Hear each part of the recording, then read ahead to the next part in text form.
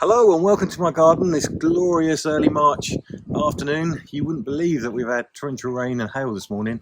I've come out into the garden just to show you a couple of pollinator friendly plants I'm going to be adding to the garden ready for spring and why they'll be beneficial for you also in your garden. Well, first up I've got this primrose over here at the side of my little garden stream, and I'll give you a close-up of that now. Here is the primrose. It's the milkshake variety due to the colour of its glorious petals. There's some pinks, purples, some whites in there as well.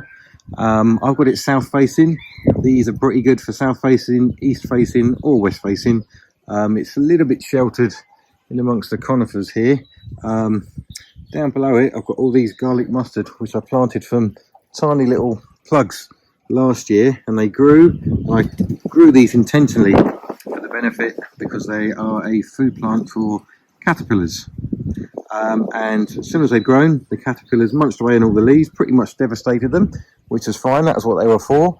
And then they grew back absolutely glorious again. You can see they've had a couple of little nibbles on them, but so I've got about 10 of them here, and these will be flowering. Obviously these will be pollinator friendly too, so I thought this would be a lovely little bit of colour to put amongst them. And I've got my blackthorn bushes here. Hopefully they're going to give me some sloes this year because I want to start making some of my own gin. That's the aim. Okay, and then I've got these two cowslips which I've planted into a couple of bare areas in my little wildflower meadow area, which I planted last summer.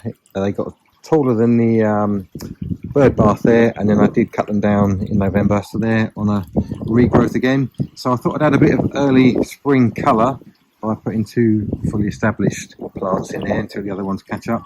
Excuse the cordoned off area. We've got a 21-week-old puppy, and we're trying to keep him off this area for obvious reasons. So yeah, we've got these two cowslips. Again, these are excellent for an early source of nectar for pollinators, particularly bees and butterflies, more the long tongued bee, due to how you've got to get inside these for the nectar. But again, bring a lovely bit of yellow spring colour to the garden. Obviously in this wildflower mix I sowed there will be primroses in there, but I just kind of jump started it. They're kind of sitting next to or close to these Ericeum bulbs mauve which I planted last year. Again, these are fantastic pollinator friendly plants, so I recommend getting a few of these in your garden as well. Of course, primroses very much part of the English countryside a good few years ago, but in the 70s and 80s, that's the 1970s and 1980s, due to agricultural changes, a lot of them got decimated.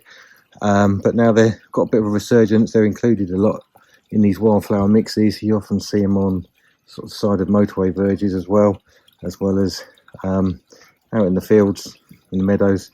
So yeah, get a couple of these in your garden, brighten the place up, and a good source of early nectar for pollinators as well.